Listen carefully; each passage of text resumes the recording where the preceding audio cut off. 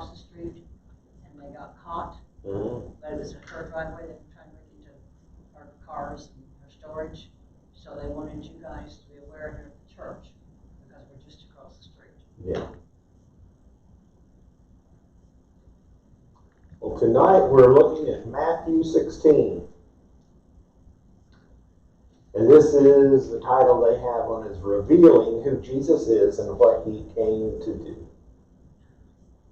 Verses 1 through 4 starts out, the Pharisees also with the Sadducees came, and tempting desired him that he would show them a sign from heaven.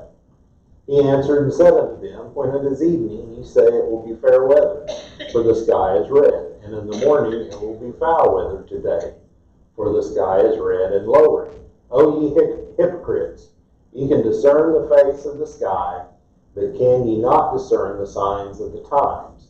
A wicked and adulterous generation seeketh after a sign, and there shall be no sign given unto it but the sign of the prophet Jonas. Let me get the scriptures up for the people online so they can see.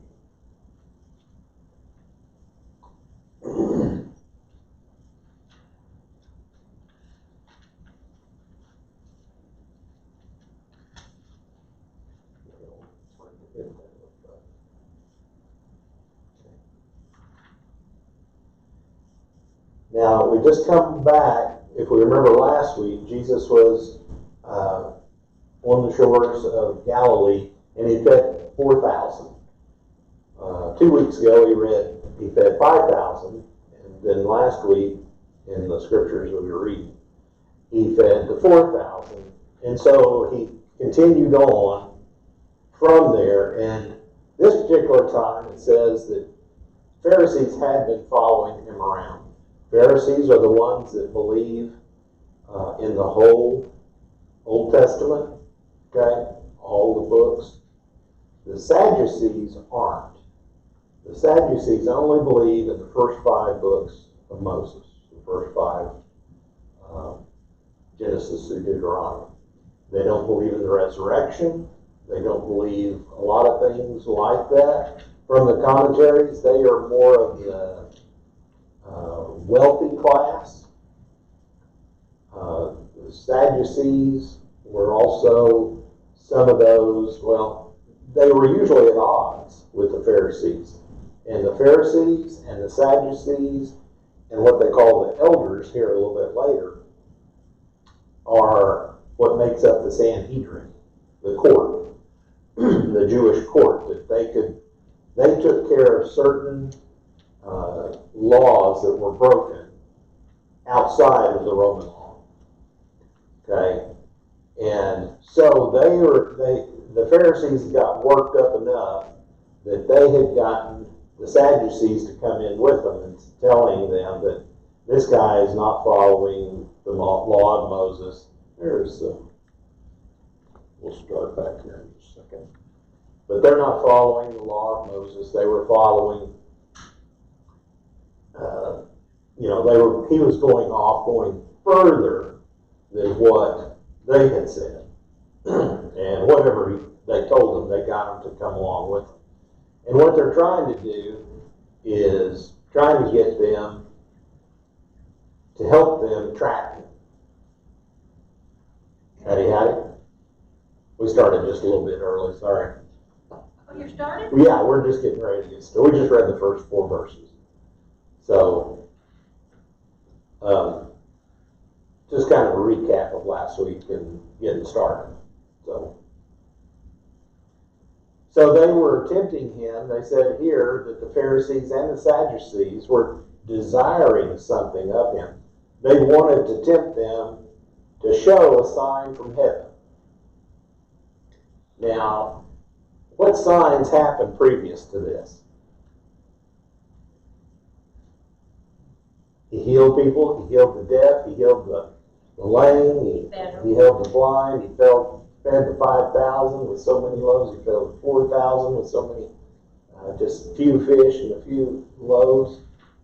He cast out demons. He did all these signs, but yet they want a sign.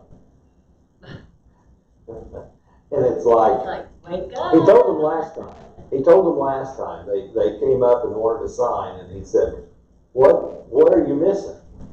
The signs have been going on. The signs have been happening.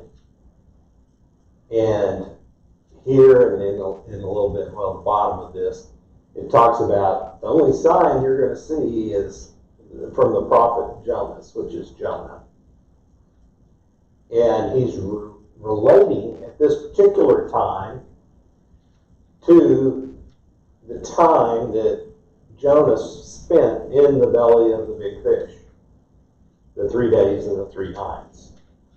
Because he's going to tell his disciples here later on in the chapter that he's going to be killed and he'll be raised again in 3 days.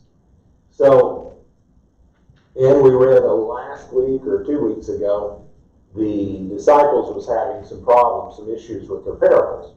What are you telling us? Why are you so obtuse in what you're telling us? And he said, well, because I want the ones that hear and understand to hear and understand. And the ones that can't figure it out, they don't need to hear. Kind of like he already knew that they wasn't going to accept him.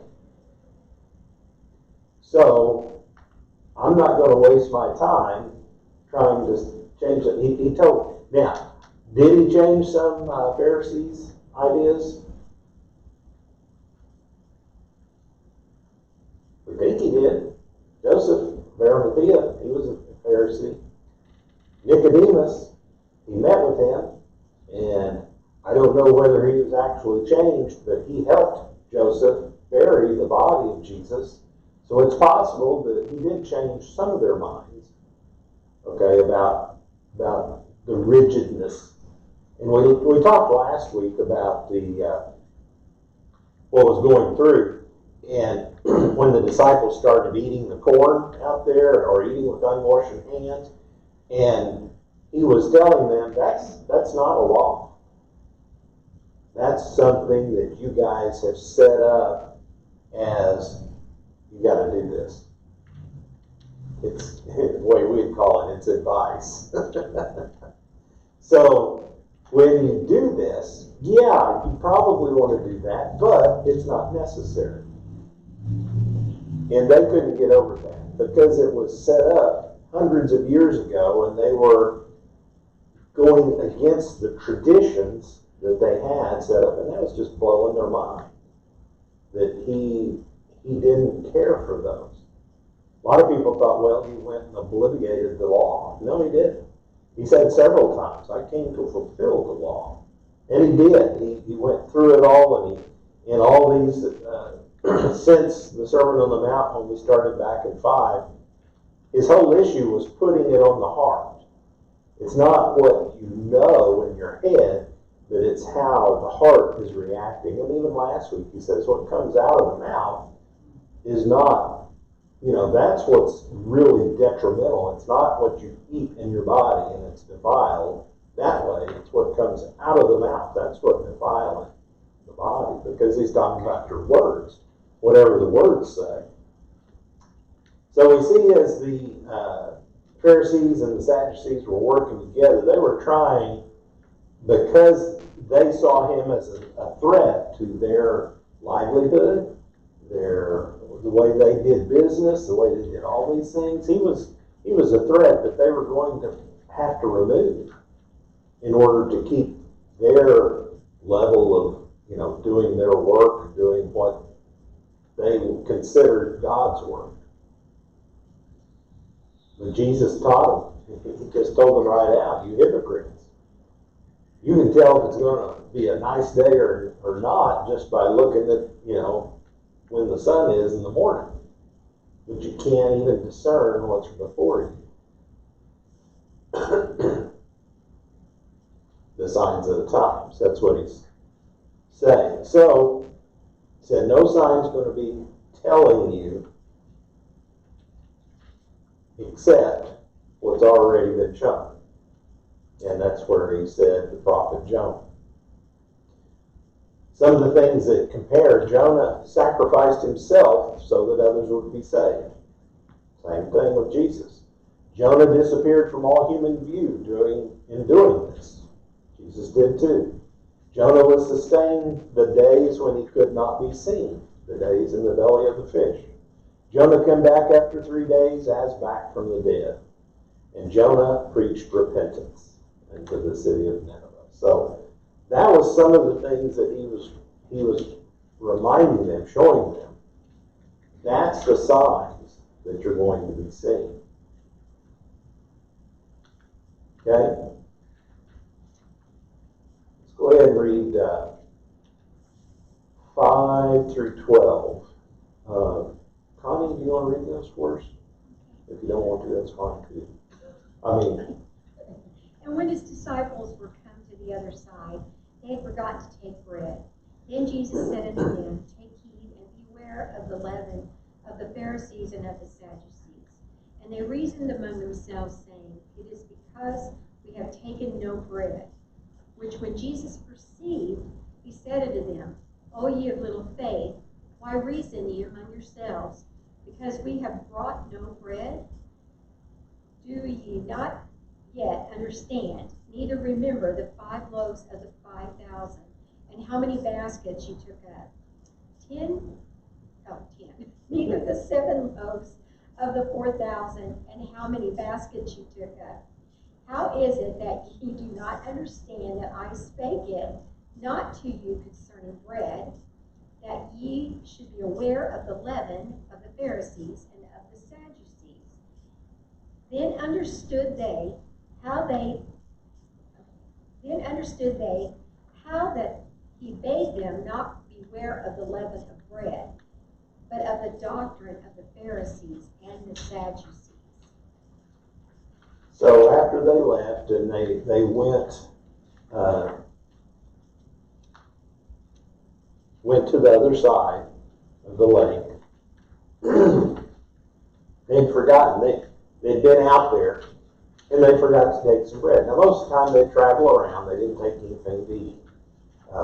Not most of the time, they had some, but in this particular case they went off and went out. Now, when we was talking about the 5,000 loaves, the 5,000, feeding the 5,000 and the 4,000, on the 5,000, I think it said that they were there with him 3 days out in the wilderness, and they was getting hungry. The people were. It may have been 4,000. I have to go back and look. But in this particular case, they weren't there. He had gone off with his disciples in this particular case, and they thought, "Oh man, we had all that bread there left, from the feeding of the 4,000. We forgot to bring some. He's mad at us because of that." No, he's not mad at them because of that. What was he mad about? He wasn't mad, but why was he concerned about their not understanding what he had told them?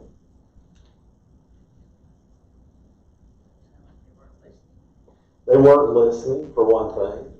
And they weren't going to change. They are still caught up in the physical. They didn't get it. And because of that, he had to tell them, or they eventually got it, that he wasn't speaking about the bread per se, but about what the Pharisees and the Sadducees was teaching. Because he'd rebuked them several times, and then last week, remember, when he rebuked them, and they go, "They didn't really like that, And he's like, "I know." That's why I did it, because I wanted them to get angry. I wanted them to start thinking for themselves instead of always doing what they've always done. And so that's what he was trying to tell them.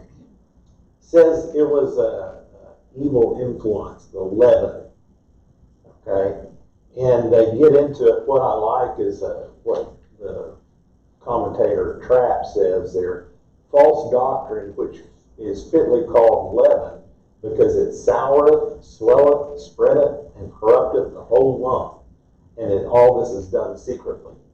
when you take a little yeast and put it in that bread, you can work it around, and, you know, it's just a ball of bread. You set it aside and come back an hour later, 2 hours, whatever, and it's puffed up like crazy.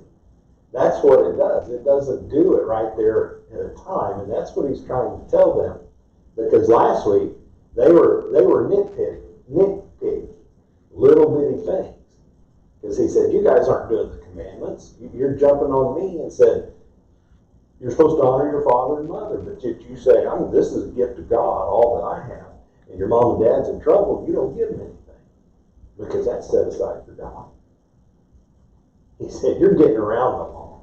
You're not doing the law. You're not honoring your mother and father.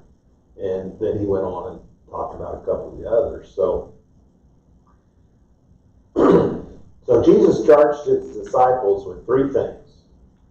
Ignorance, because they didn't understand, they didn't get it, that he was using material things like leaven to illustrate spiritual things, which was the dangerous teachings and practices of both the Pharisees and Sadducees. About made a new class there, a Pharisee.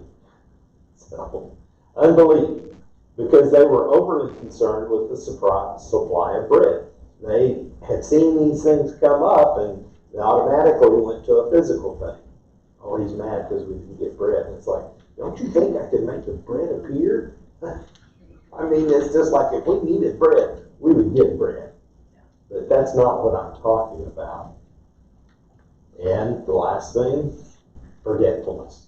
They don't listen. In one ear and out the other. Because they seem to forget what Jesus had done before in regard to providing bread. But don't you want to think that wasn't a choice to forget? No. I think we get so caught up in doing things that we forget stuff that may be important. I can do things. I was at last week, I guess it was, last Wednesday.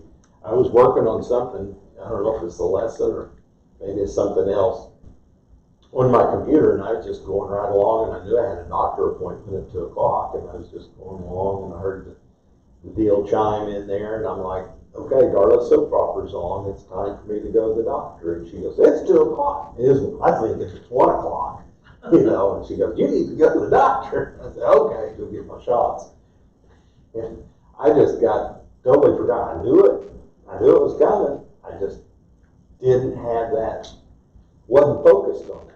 And that's what he's trying to say. The disciples are still focused on the earthly form. They're still thinking he's the Messiah of the physical realm. And he is, but that's not going to take place here. He's trying to say he's the Messiah right now for the kingdom of heaven. He said that kingdom of heaven is upon us a little bit later on. He'll tell us that. So now they enter in, and this is around Galilee, the Lake of Galilee, all this area. But he goes up now to the north and east, which is in Caesarea Philippi, which is way up north. And it's by, I think it's Mount Hermon up there, that's the tallest mountain in Israel that they call mountains. It's not really like you'd say another well, but it is tall. And it had snow on it actually when we were there, so you can see it's pretty high. 13, you want to read that for us, Iris?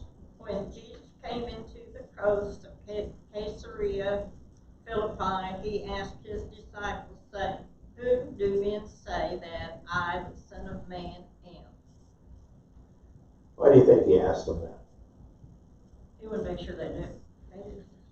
Well, up until that time, because of their response that they just had, that they've seen the miracles. He was in the boat that was rocking all over the place, and he calmed the waters, walking out on the water, and he got in the boat and it calmed itself. And they said, what manner of man is this? Why? So they're seeing. They kind of starting to understand, yes, he's the Son of Man, but he's really the Son of God, too, at the same time. And he's more than that. As a matter of fact, he gets into it. He is God, and he's both man and God. So he asks them. He's kind of judging where they're at right now. What, you've been with me now for, this time it was probably a couple of years, I guess. I'd have to look it up. I'm not sure they know the exact timeline. But his disciples have been with him for several months now. So he's asking them, who do I say? Now, why did they go to Caesarea Philippi? That's, as we said a couple weeks ago, that's in the area that's more Gentile. The what? It says with idols. Yeah, there's idols up there. You're in the Gentile areas. Okay, over there in around Galilee, Capernaum and Magdala and Gerasenes, Gadarenes, around that area, around the Sea of Galilee on the west, you are in Jewish territory. On the eastern side, you're in Gentile territory. There's still Jews there, but it's not as much. There's a lot of Gentiles in that area. With Gentiles comes the other idols that's there. One of the idols that they had was believed to have been the birthplace that was up on, it says, a great hill, in which was a deep cavern that was the great god Pan. So, to us, that doesn't mean a lot. But to them, he's like, look, we're around here and all these idols. Who do you say that I am? You got the gods here that's here, but who do you say? So he's wanting their verdict. Who do you say I am? Okay, Bertha, you want to read 14, 15, and 16? Yeah, it's on page 7. Oh, I'm sorry, top of 6. Top 6. Yeah. And they said, some say that thou art John the Baptist, son Elsa, and others, Jeremiah, or one of the prophets. He said unto them, but whom say ye that I am? And Simon Peter answered and said, thou art the Christ, the Son of God, the Son of the living God. Okay. So they go about, Herod even said he's John the Baptist, been, resurrected. Other people had talked about he's Elijah, which is Elias, the same thing as Elias. Jeremiah, the prophet Jeremiah. Or it could have been any of the other prophets that were there. But he's saying, no, who do you say I am? He said, I'm not any of those people. Who do you say I am? Then Peter spoke up. Peter said, thou art the Christ, the Son of the living God. One of the first times that they brought the Son of the living God in here, in the message. Peter was instructed by God himself who he was. Now, they heard the voice at the baptism. John the Baptist, when he baptized Jesus, heard the voice from heaven saying, I am my Son in whom I'm well pleased. So they should have known something. Here again, they forgot, or they choose not to. But here, he's telling them, okay, Peter gets it. Peter understands. Peter's the one, right now, that he understands. Right now, he is getting it. He is understanding. And he got this, I think, again, a vision or got an impression from God. That our Lord presupposes that his disciples would not have the same thoughts as men had. They would not follow the spirit of the age and shape their views by those of the cultured persons of the period. Isn't that what's happening today? Never even really heard of the term influencer until maybe before this year, but I don't know. This year you hear about it a lot. Oh, they're an influencer on there. Yeah, they're influencing a bunch of people the wrong way. They're not influencing anybody besides the ones that are foolish. But here, he's telling them that he is the Christ. He is the Messiah. They'd asked him all. They've already proclaimed that he was the Messiah, the one coming. They knew that. Peter, when he was, picked up from the fishing boat, he accepted him as the Messiah, but he didn't really understand what that meant. But now he's starting to see. The adjective living, it said, may have been included to contrast the one true God with the local deities that they had before, because all these other gods were there. All these other gods are dead. But he's telling him, hey, I'm the living God. That's what Peter was telling of Jesus himself. Janet, you want to read 17 through 20? And Jesus answered and said to him, Blessed art thou, Simon Bar-Jonah, for flesh and blood hath not revealed it unto thee, but my Father which is in heaven. And I say also unto thee, that thou art Peter, and upon this rock I will build my church, and the gates of hell shall not prevail against it. And I will give unto thee the keys of the kingdom of heaven, and whatsoever thou shalt bind on earth shall be bound in heaven, and whatsoever thou shalt loose on earth shall be loosed in heaven. Then charged he his disciples that they should tell no man that he was Jesus the Christ. Okay. Up until this time, when he was casting out the devils, they would all start proclaiming, and he'd hush them. Don't tell them. Because they knew who he was. And now he's telling, even his disciples, he's telling them, don't tell everybody what's going on. So Jesus actually blesses Peter. He tells him, Blessed art thou, Simon Bar-Jonah. Changes names. Okay, before, he was kind of a small, wish-washy person. Peter, rock. Simon is a little stronger than that. Son of Bar-Jonah. That's his father, Jonas. So, flesh and blood, he realizes God has given him this understanding.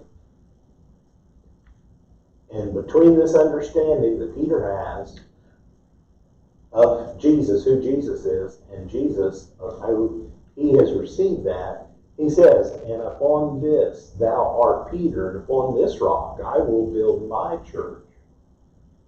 Okay? Right here he's telling them, our church believes this is when the church was started. That he is building the church. It's starting right here, right now. With the apostle. It grows from there. But it's not us that's doing it. Jesus said, I will build my church. And it goes out from there. And he's basing this on, you got to have an understanding of God, of who God is.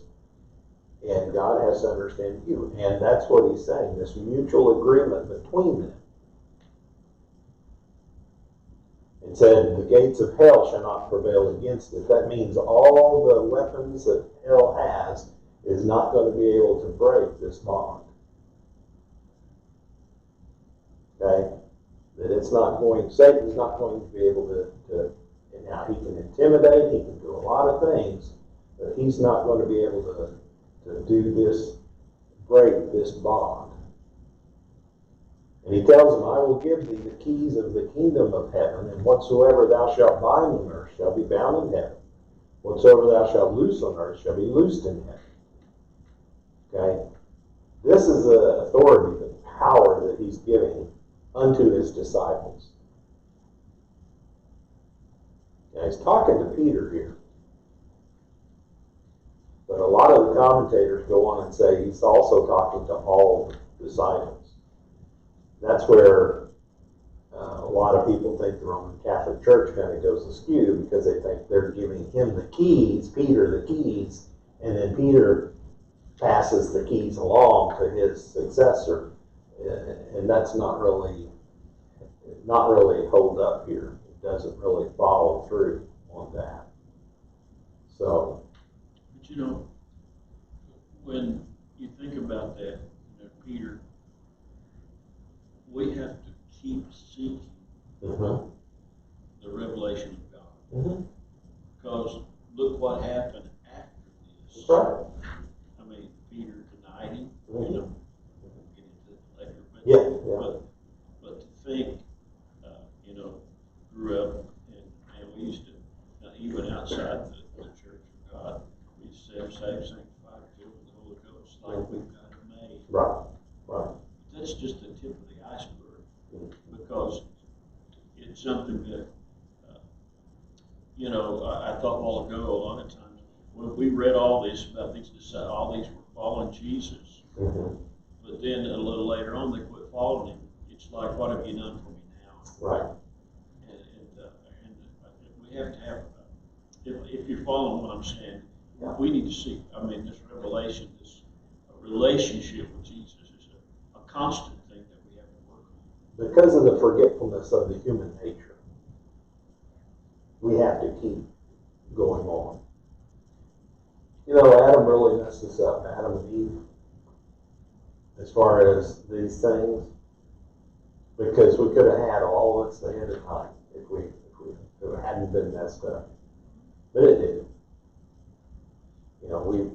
Wouldn't it be nice to have perfect recollection and things, like that? And I think that's the way it was in the Garden of Eden before that. Now, here again, they wasn't alive.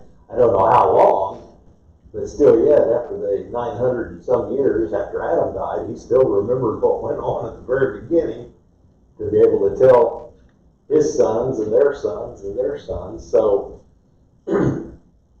but that's what he's trying to emphasize to them. He's telling them right now, okay, I understand you have got this revelation through the Father.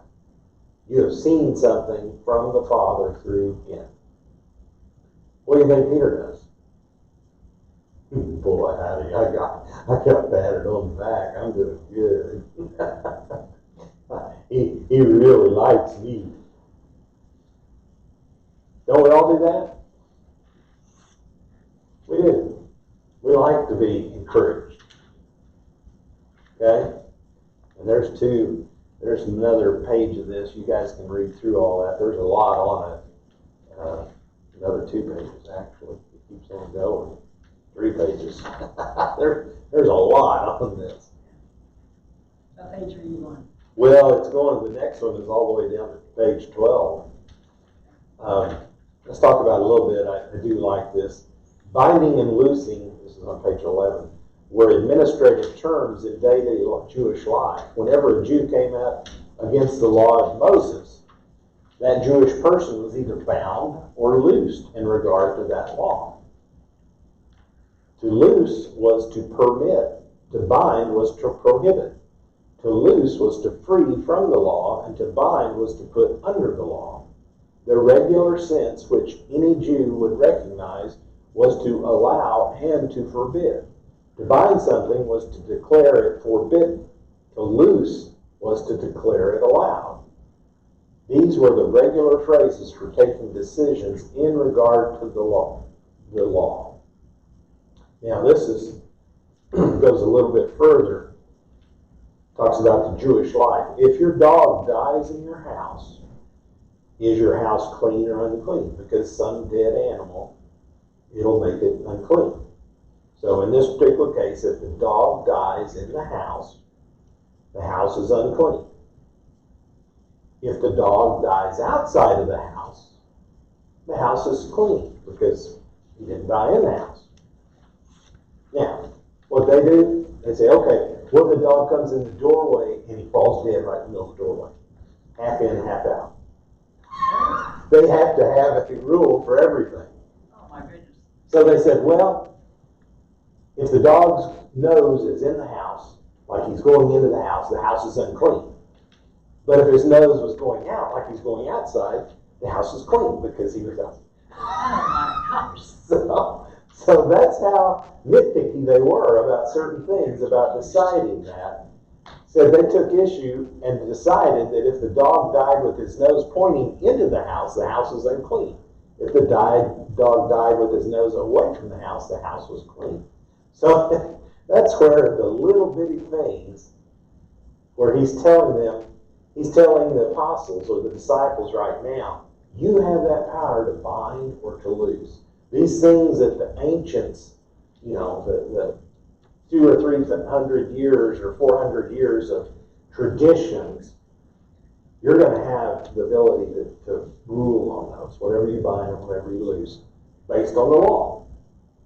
Still getting back to the law. The law is not superseded. This wasn't in the law at all. This was an exception. Yeah, but it was a tradition that they had. Because they had to go. And there was things like that we talked about before, that it's like goes on to ad nauseum as far as what they can do or not do. I like that part there where he said he commanded his disciples that they shouldn't tell no one that it was Jesus Christ, because already they had over 5,000 plus, That's right. 4,000 plus, Mm-hmm. and they were starting to learn. Really, he was trying to teach his disciples. He was. So that they go out Mm-hmm. and preach and teach. And that's why he went to this particular place, because it's away. And every time he would go away, it said he went out to pray or preach, and then the people would find him and gather around him. So that's why he went further away. This, they said earlier on, I think it said 60 miles north, east of Galilee, the Lake of Galilee.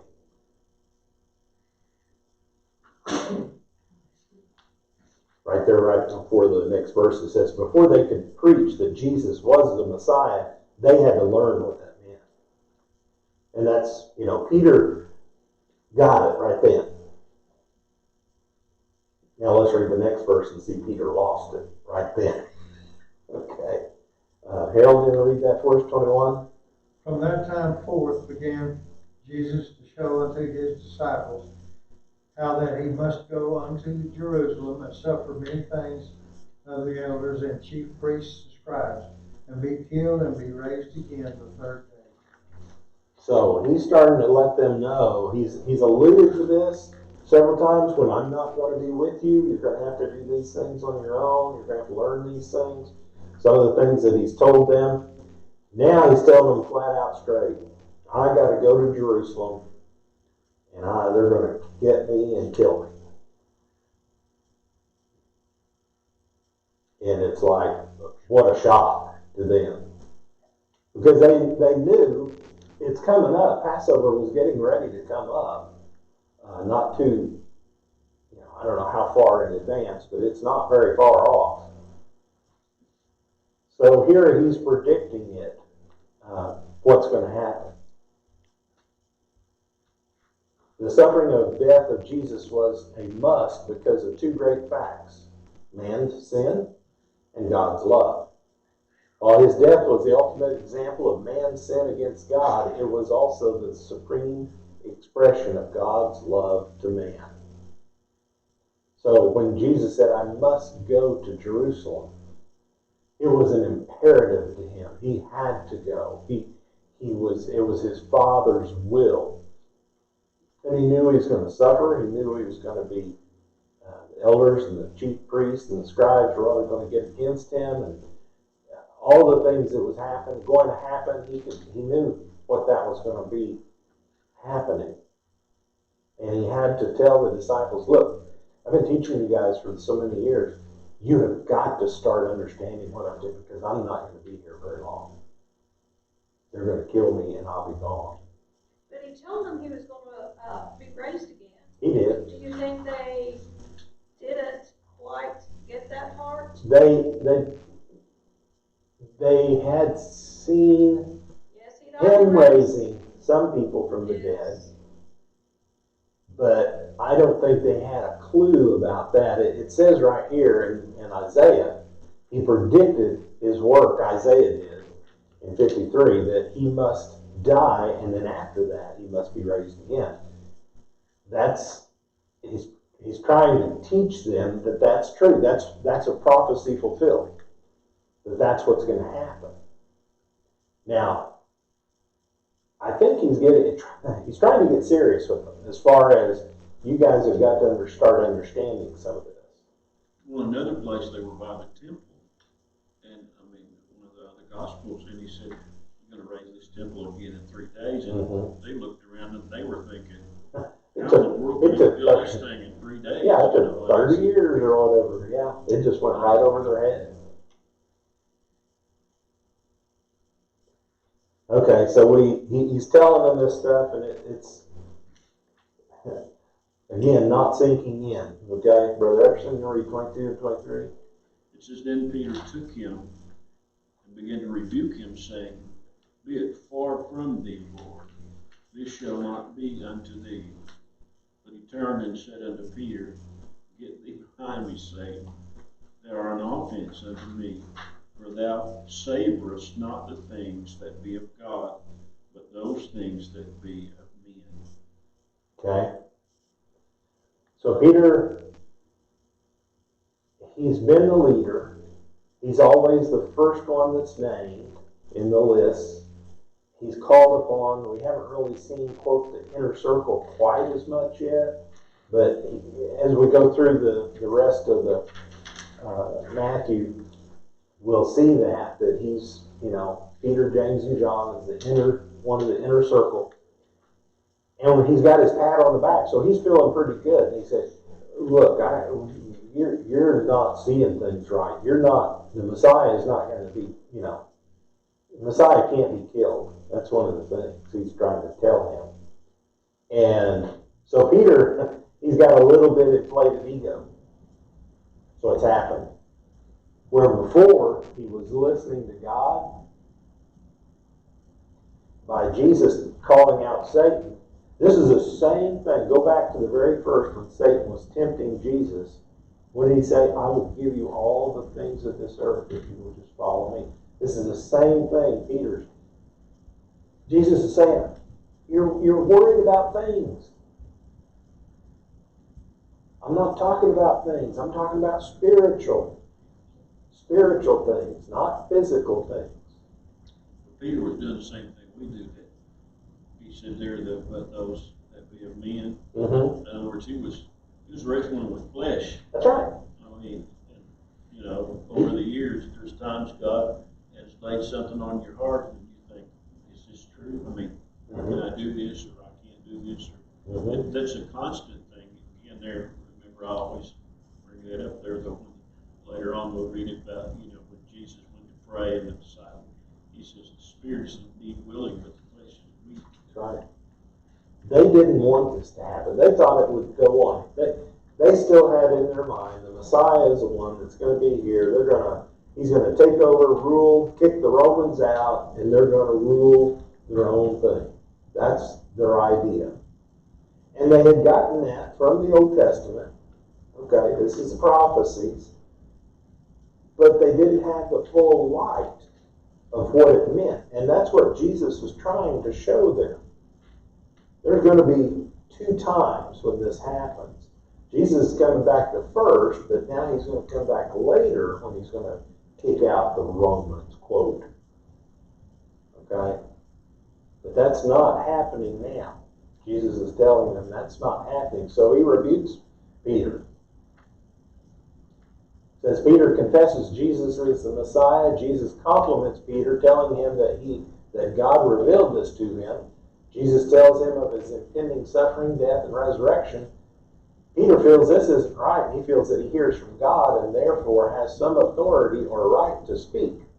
And then Peter begins to rebuke Jesus, and suggests that Peter only gets so far before Jesus cuts him off. It's like, "Hey, wait a minute." And that's what Jesus said to Satan, wasn't it? "Get thee behind me, Satan. Get away from me." He spoke the word to him. So we can infer that if Peter was bold enough to rebuke Jesus, he was confident that God told him he was right and that Jesus was wrong. That's pretty bad. What Peter said didn't line up with the scriptures. What Peter said was in contradiction to what the spiritual authority over him. So when Jesus spoke to him, he was speaking. That was it was a temptation to Jesus, actually. Because he was, how would you think? I mean, how are you? You know what's going to happen to you.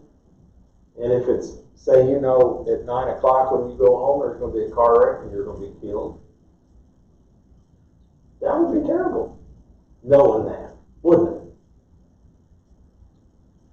Would you try to change places, which way you're driving, or which way you're going, or not walk home, or But that's the way Jesus saw it, and he knew his Father wanted that for him, because if he didn't do that, man wouldn't be able to be saved. Man wouldn't be able to be redeemed. It says, you are not mindful of the things of God, but the things of men. That's another version. He's telling them, again, that you're still thinking earthly things. And it's just like us. Peter's an example of how a sincere heart coupled with a man's thinking can often lead to disaster. So many times we get out ahead. We get a little bit, God gives us a little bit, and we feel good about it, and we start marching to our own beat. And we get out ahead of ourselves, ahead of God.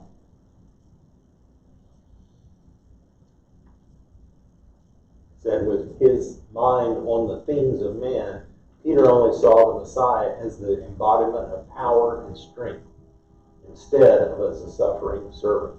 Because Peter couldn't handle a suffering Messiah, that's why he rebuked him.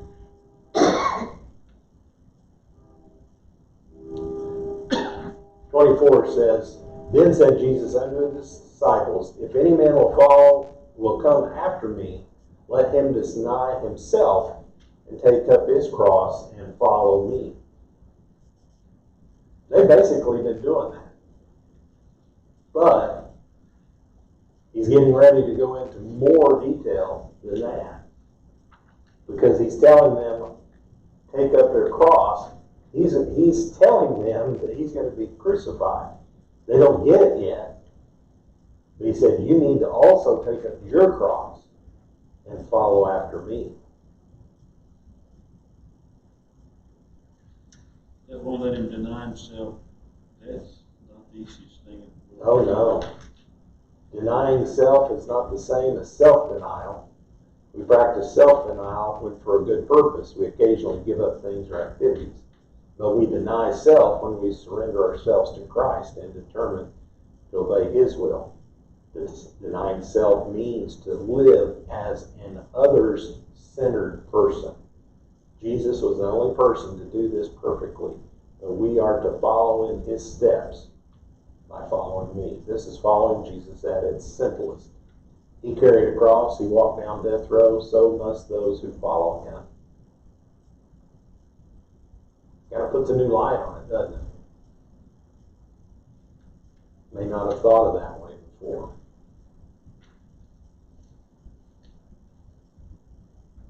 Go to the next. It says taking up your cross wasn't a journey, it was a one-way trip. There was no return ticketing. It was never a round trip. That's right. That's right.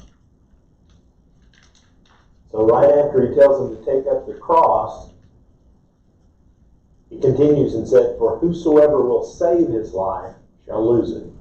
Whosoever will lose his life for my sake shall find it. For what is a man profited if he shall gain the whole world and lose his own soul? Or what shall a man give in exchange for his soul? For the Son of Man shall come in the glory of his Father with his angels, and then he shall reward every man according to his works. He just laid a bomb on them. You need to follow after me. I'm going to be crucified. You're going to be imperiled yourself. You're going to have to follow the path that I have followed too. And each one of them did. And even the one that wasn't killed, murdered, John, he was still tortured, burned in oil. boiled in oil. What a horrible way to go. Well, he didn't go. He lived through that. I didn't go. John the Revelator. Yeah. He's the only one that died a, quote, natural death. What do they call Close it? to 90 plus years. Yeah, he was, all the others died in some way, beheading, crucifixion. You can read it in Hebrews, the different ways that some of them were killed. Or Fox's Book of Martyrs, if you haven't ever read that, it talks about all the different ways that the different ones that followed Jesus was killed. But he's going to reward each one of them according to their works. Now we read about the disciples, and we know Peter, James, and John, the inner circle. We don't know a lot about Nathaniel. We don't know a lot about Thaddeus. We don't know a lot about Bartholomew. We don't know a lot about Matthew, all these other disciples. But they too had their own paths to go, and they too had their own ways to learn. And they did from him, and several of them, Matthew and John, wrote their revisions or their versions of what, when they were following what Jesus said, the words that they said. And then the others, Peter and some of the others, were written down by, we think, some of the other, Mark and Luke, wrote the rest of it. So each one of these are telling them that, yeah, there's going to be some pain. There's going to be something. It says, what profit is a man if he gains the whole world? It goes back to what Satan told him. You can gain the whole world. I'll give you everything. God had given Satan the world. He was the king of the prince of the power of the air. And he could give it to whoever he wanted. But Jesus had more than that. As a man, you need to see that. And that's why he was tempted. And here he's telling them, you're going to lose your soul if you gain the whole world. You can be king, you can be ruler, you can be all that. It's for naught if you don't know who God is.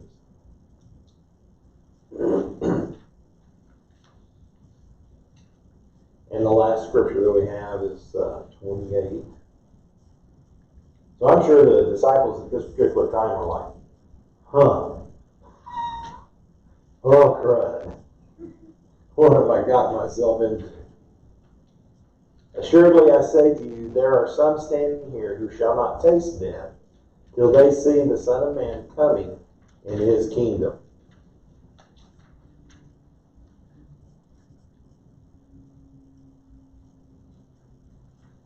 None of them there saw Jesus coming in the second coming. They're all gone. So what did he mean? That Jesus doesn't just mean a life of death and crosses. It also promises a life of the power and the glory of the kingdom of God. Jesus promised some of his disciples would see glimpses of that power and that glory, and some of them did. We read about it. Well, we read about Stephen. Okay, when he was staring at, when they were stoning him. Okay, he saw into heaven. When some of the others, we see Paul was lifted up into the third heaven. Okay, and he saw things that he wasn't able to speak about, to write. But he saw those things. Some of the disciples, some of the followers of Jesus saw these things. And there are more that, you read Josephus and some of the older, the later people that followed after the apostles, you read some of their versions of what they said. And it's not part of the Bible, but it's still, we count it as very much a part of history of what they read and what they did. So, well, just look at today in some of the countries, Christians are being killed every day. That's right. For the cause of Christ. Mm-hmm. And some of them are being burned alive. And they, even in the midst, they have not denied Christ. Right. They had one the other day, and I don't remember what country it was. I was thinking it was not China, but something like that, in Mongolia or whatever, they found a Bible that the family had, and the whole family was put in prison. Baby, children, everybody, because of that. I'm afraid that that's going to be the norm going forward in this time that we are in. They have already, I'll go ahead and stop this, but slide this stuff. There it goes. I don't know if you read the New Mexico